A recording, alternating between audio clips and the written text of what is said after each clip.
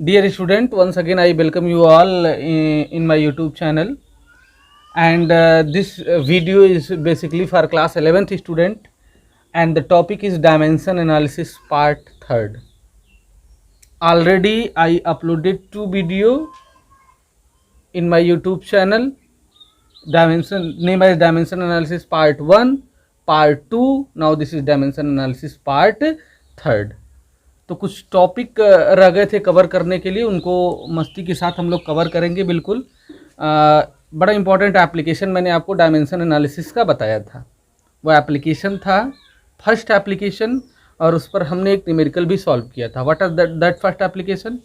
With the help of dimension analysis we can convert one system of unit into another system of unit.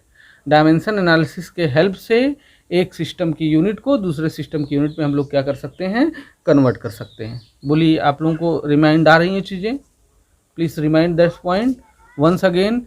With the help of dimension analysis we can convert one system of unit into another system of unit. उसके लिए मैंने एक formula दिया था आपको, formula remember करिए। ऊपर लिख रहा हूँ मैं ये formula, N2 is equal to N1 L1 बटा L2 to the power A, M1 बटा M2 to the power B, and T1 बटा T2 to the power C। L related to length, M related to mass, and T related to time. What are ABC? ABC are dimensions. ABC are dimensions, and N1 and N2 are the numerical value. Already I told you in the previous lecture. और एक question भी कर लिया था, अब इसी फार्मूले पे क्वेश्चंस करेंगे। फार्मूला इरेज कर देते हैं, फार्मूला रिमेंबर रखिएगा, जरूरत पड़ेगी इस फार्मूले की। ठीक है, क्वेश्चंस डायरेक्ट लिखते हैं। क्वेश्चंस क्या है? Convert the speed of sound 332 metre per second into centimetre per second. Convert the speed of sound 332 metre per second into centimetre per second. This is our question. Question क्या है? Convert the speed of sound 322 metre per second into centimetre per second. तो dimension analysis के help से हम लोग convert करेंगे। Formula पहले ये नोट करिए, notation. What is this? This is the numerical value N1, metre related to length, this is L1, this is related to time T1। What you have to, जो ये value निकालनी होगी वो value होगी N2, centimetre related to length L2, this is time T2। ये सारी चीज़ें मैंने आपको प्रीवियस लेक्चर में बताई थी। अब फार्मूले पे चलिए। N2 is equal to N1, tell me the formula, L1 divided by L2 to the power A, M1 divided by M2 to the power B, and T1 divided by T2 to the power C. Now we have to substitute the value. N2 is equal to N1. What is the value of N1? 332. This is the value of N1. L1 is meter, L2 is centimeter. Power is important for us. We will take, जिसमें convert करना रहेगा वहाँ की power लेंगे। Centimetre का power बताइए 1, centimetre power 1। M1 तो है नहीं टर्म में, कैंसिल कर दीजिए, इसको छोड़ दीजिए। T1 सेकेंड, T2 भी सेकेंड। पावर यहाँ से सेकेंड ऊपर जाएगा तो ये पावर हो जाएगा -1, पावर हो जाएगा -1। अब आगे चलिए, सॉल्व करिए। N2 is equal to 332, 1 metre is equal to 100 centimetre upon centimetre power 1। Centimetre cancel, second खत्म, 1 टू द पावर -1। न्यूमरेटर से डिनोमिनेटर में लेते चले आइए, इसका काम खत्म हो जाएगा। तो 100 पावर 1 इज 100, तो N2 is equal to 332 multiply by 100। This can be written as 3.32 into 10 to the power 2, ये और 2 डेसिमल लगाओ तो दैट विल बिकम 4, और जिसमें कन्वर्ट करना रहेगा centimetre per second. You can convert it. Getting my point? Easy, easy है ना? ओके, अब नेक्स्ट क्वेश्चन देखिए, इसी पर बेस्ड है। Next question next, what you have to do, convert 1 Newton into dyne. What you have to do, convert 1 Newton into dyne by using dimension analysis method. Dimension analysis कहता है कि एक system की unit को दूसरे system की unit में convert कर सकते हैं। Newton is the unit of force in MKS system or SI system, and dyne is the unit of force in CGS system. Try to understand. Newton is the unit of force in MKS system, and dyne is the unit of force in CGS system. Now Newton is the unit of force. Force is equal to mass into acceleration. What is the unit of mass in MKS? kg. And what is the unit of acceleration? You already know, meter per second square, unit of acceleration. So you have to convert 1 kg meter per second square into CGS. CGS में kg को क्या लिखा जाता है भाई? We can write kg to gram. CGS में kg को लिखेंगे ग्राम, meter will be written as centimeter, and second is second. CGS, C centimeter, meter in centimeter, kg in gram, and second in second. Now you have to convert 1 gram meter per second square, 1 kg meter per second square into gram centimeter per second square. This value is n1. This value is related to mass m1. This is l1. This is t1. जो value calculate करना है, question mark, n2, gram m2, length l2, time t2. Now formula, what is the formula? n2 is equal to n1 l1 बटा l2 to the power a, m1 बटा m2 to the power b, and t1 bata t2 to the power c. Now substitute the value here. What is the value of n1? 1. L1 meter upon L2 tell me centimeter, and power here power 1, m1 kg, m2 gram, power 1, and second bata second finish, t1 second, t2 second finish. Now n2 is equal to 1 meter is equal to 100 centimeter upon centimeter, power 1 kg is equal to 1000 gram upon gram, power 1, gram cancel, 20 this and 30 this will become as n2 is equal to 10 to the power 3 and 2 will 5, and we have to convert in CGS system, on which we have to convert, that unit will be written here. So this will be 1 Newton is equal to 10 to the power 5 dyne. 1 Newton is equal to 10 to the power 5 dyne. Able to understand? समझ आ रहा है हम? Okay, thank you. चलिए next question इसी पर based लगाते हैं, erase कर दें। You can solve it by your own self, no problem. Next, convert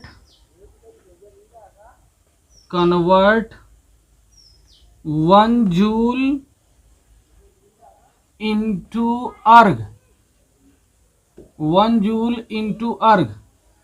Joule is the unit of work. किस सिस्टम में वर्क की यूनिट जूल होती है? MKS सिस्टम में। erg is the also unit of work in CGS system.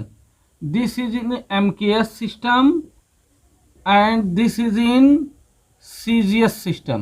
Now work is equal to force into displacement. Force into displacement. What is the unit of force? Mass into acceleration. Mass kg meter per second, acceleration meter per second square, into kg meter per second square into displacement meter and meter become meter square. So this become 1 kg meter square per second square into CGS में kg को क्या लिखेंगे, ग्राम, metre को क्या लिखेंगे, centimetre square पर second square. You have to convert. फिर से देखिए, 1 जूल को अर्ग में कन्वर्ट करना है. Joule is the unit of work in MKS system. Work is equal to force into displacement. Force is KG metre per second square, already you know, and the displacement unit is meter into meter become meter square. So 1 kg meter square per second square, you have to convert this into gram centimeter per second square. Getting my point? आपको इसको convert करके यहाँ ले जाना है. This is numerical value n1 kg m1 related to mass. This is L1, this is T1. What you have to calculate here, that is N2, this is M2, this is L2, this is T2. Getting my point? Getting my point? Okay. Now you know the formula. What is the formula for this? N2 is equal to, tell me the formula. N2 is equal to N1 value. What is the value of N1? 1. L1 बटा L2 to the power A. L1 is meter, L2 is centimeter, and what is power here? 2. This is 2 power. M1 बटा M2 to the power B. M1 is kg, M2 is gram. Power. What is the power here? 1. And second bata second. Finish. Now solve it. N2 is equal to 1. 1 meter is equal to 100 centimeter upon centimeter power 2. 1 kg is equal to 1000 gram upon gram power 1. Gram cancel, centimeter cancel. 100 power 2 or 1000. 1000 into 100 power 2, 100 into 100. So this is 20 into 100, 20, 4 and 3. That will become 10 to the power 7 erg. 10 to the power 7 erg. तो ये कुछ questions थे dimension analysis के application पर. First application पर आप और भी क्वेश्चंस को सॉल्व कर सकते हैं. You can solve. जो क्वेश्चंस नहीं आएंगे आपको, आप कमेंट बॉक्स में मुझे उसको रिप्लाई करेंगे. अब चलते हैं डायमेंशन एनालिसिस के सेकंड एप्लीकेशन पे, जो बहुत इंपॉर्टेंट है हमारे लिए. सो इरेज कर दें इसको. Okay, thank. Now application second बहुत इंपॉर्टेंट है. हो सकता है कंप्लीट ना हो पाए, लेकिन मैक्सिमम कंप्लीट करने की कोशिश करेंगे. Application number 2. What is application number 2 of dimension analysis? Try to understand. Application 2. Dimension analysis के हेल्प से हम किसी इक्वेशन की करेक्टनेस को चेक कर सकते हैं. We can check the correctness of the equation, that given equation is dimensionally correct और डायमेंशनली इनकरेक्ट. क्या कर सकते हैं डायमेंशन एनालिसिस के हेल्प से? जैसे फॉर एग्जांपल हमने एक इक्वेशन लिखा v is equal to u plus a t. पहले बताइए क्या ये इक्वेशन करेक्ट है या नहीं है. पहले ये बताइए दिस इज करेक्ट और इनकरेक्ट. यूज करते हैं, ये करेक्ट है, ये इक्वेशन करेक्ट है, तो क्या देखा जाए कि ये डायमेंशनली भी सही होगा. ये यूज करेंगे सेकंड एप्लीकेशन को. What is the second application of dimension analysis? You can note down. With the help of dimension analysis we can check the correctness of the equation, whether the equation dimensionally correct और dimensionally incorrect. एक equation हमने लिखा v is equal to u plus a t. Tell me this equation is correct और incorrect. Tell me this is correct, but we are going to check this is dimensionally correct और not correct. क्या करेंगे? Left hand side और right hand side का dimensional formula calculate करेंगे. पहले left hand side का dimensional formula calculate करते हैं. Dimensional formula of left hand side is dimensional formula of v. Left hand side में v है. What is the dimensional formula of v? v is the velocity here. So dimensional formula of velocity is LT inverse. अब dimensional formula of right hand side निकालेंगे. Right hand side का कैसे निकलेगा? ए क्या है? Acceleration. Acceleration LT minus 2, sorry u है पहले. u is the velocity. What is the dimensional formula of velocity? LT inverse plus a is the acceleration. Dimensional formula of acceleration LT minus 2. t is the time, so time t. Now proceed next. This will become LT inverse plus t to the power -2 और 1, ये हो जाएगा t to the power -1, -2 और 1 power मिलकर के LT inverse add करेंगे तो ये हो जाएगा 2 LT इनवर्स। 2 कांस्टेंट है, छोड़ देंगे तो ये मिल जाएगा LT इनवर्स। कांस्टेंट को छोड़ देते हैं, LT इनवर्स। अब बताइए dimensional formula of left hand side is equal to dimensional formula of right hand side. Dimensional formula of left hand side is equal to dimensional formula of right hand side. जरा बताइए क्या ये equation dimensionally correct है? Yes. If dimensional formula of left hand side is equal to dimensional formula of right hand side then the equation is dimensionally correct. और अगर यही left hand side का dimensional formula right hand side के equal नहीं आता है तो equation dimensionally incorrect होगा। और एक बात रिमेंबर रखिए, एक correct equation is always dimensionally correct. आप कोई भी करेक्ट इक्वेशन उठा के देख लीजिए, वो इक्वेशन डायमेंशनली करेक्ट होगा। समझ रहे हैं? अब सुनिए जरा सा एक बात, एक डिफरेंस जानिए। कोई करेक्ट, आप s is equal to u t plus half a t square को ही चेक कर लीजिए, उसका भी dimensional formula left hand side के राइट हैंड साइड के इक्वल आएगा। इसका मतलब वो डायमेंशनली करेक्ट होगा। कोई भी करेक्ट इक्वेशन डायमेंशनली करेक्ट होता है, ये 100% करेक्ट है। Any correct equation is dimensionally correct. अब देखिए एक चीज और चेक करते हैं, इसको चेक कर लेंगे। सेकंड एप्लीकेशन क्या है, फिर से रिमाइंड करिए। The second application with the help of second application of dimension analysis we can check the correctness of the equation, whether the equation dimensionally correct or dimensionally incorrect. If the dimensional formula of left hand side is equal to dimensional formula of right hand side then the equation is dimensionally correct, and if the dimensional formula of left hand side not equal to dimensional formula of right hand side then the equation dimensionally incorrect. But a correct equation is always dimensionally correct. Able to understand? Now next point, एक बड़ी important बात बताने जा रहा हूं आपको, सुनिए क्या। v is equal to u plus 680 okay. This equation is dimensionally correct और dimensionally, this equation is correct और इनकरेक्ट। अगर हमको v पता हो, u पता हो, a पता हो, t निकालना हो तो v is equal to u plus 80 use करेंगे या v is equal to u plus 680 use करेंगे? v is equal to u plus 80 use करेंगे तो ये इनकरेक्ट है, इनकरेक्ट है। लेकिन क्या ये डायमेंशनली सही है कि नहीं? अभी 6 को छोड़ दो, इसका डायमेंशनल फार्मूला, इसका डायमेंशनल फार्मूला, इसका डायमेंशनल फार्मूला निकालो, देखो सेम आएगा। v का डायमेंशनल फार्मूला मालूम है, dimensional formula of left hand side is equal to LT inverse because v। अब राइट हैंड साइड का dimensional formula of right hand side same वही आएगा। चेक करके देखो, 6 को छोड़ दो, u का LT inverse, that will become LT inverse, same आएगा। तो ये इक्वेशन तो इनकरेक्ट था, लेकिन ये डायमेंशनली क्या है? सही है। एक इनकरेक्ट इक्वेशन डायमेंशनली सही है, तो चीज को समझिएगा। अब अगर ये डायमेंशनली सही तो है लेकिन ये करेक्ट नहीं है, तो कोई अगर करेक्ट इक्वेशन है, बहुत इंपॉर्टेंट है, एस सी वर्मा की ये लाइन है, ए करेक्ट इक्वेशन, नोट में लिख सकते हैं आप, ये चीज देख लीजिएगा। A correct equation is always dimensionally correct, always dimensionally correct,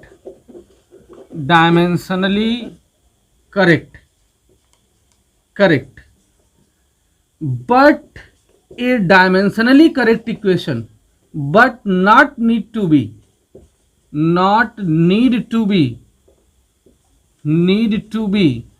a dimensionally correct equation is correct. Dimensionally correct equation is correct. बहुत इंपॉर्टेंट पॉइंट है ये, करेक्ट। सुन लीजिए, अगर कोई इक्वेशन करेक्ट है तो वो पक्का डायमेंशनली सही होगा। अगर कोई इक्वेशन करेक्ट है तो वो इक्वेशन पक्का डायमेंशनली सही होगा। Correct equation sure, certain, 100%। अगर करेक्ट है तो वो पक्का डायमेंशनली सही होगा। लेकिन अगर डायमेंशनली सही है तो वो यहाँ करेक्ट नहीं है, और पहला वाला डायमेंशनली सही था, करेक्ट भी था। तो अगर कोई इक्वेशन करेक्ट है तो 100% डायमेंशनली जो है करेक्ट होगा। लेकिन अगर वो इक्वेशन डायमेंशनली करेक्ट है तो इट मे बी करेक्ट और इट मे बी इनकरेक्ट, वो करेक्ट और इनकरेक्ट दोनों हो सकता है, बहुत इंपॉर्टेंट बेसिक है। अब बाकी के लेक्चर्स मैं आपको कल अपलोड करूंगा। So very very thanks to everyone. और लेक्चर कैसा लगा आप लोग को प्लीज़ कमेंट करिए, वीडियो को शेयर करिए, लाइक करिए। अब मिलेंगे नेक्स्ट लेक्चर में आपको डायमेंशन एनालिसिस पार्ट 4, वो बहुत इंपॉर्टेंट है, उसको जरूर ज्वाइन करिए। और 5th में principle of homogeneity. Okay, thank you.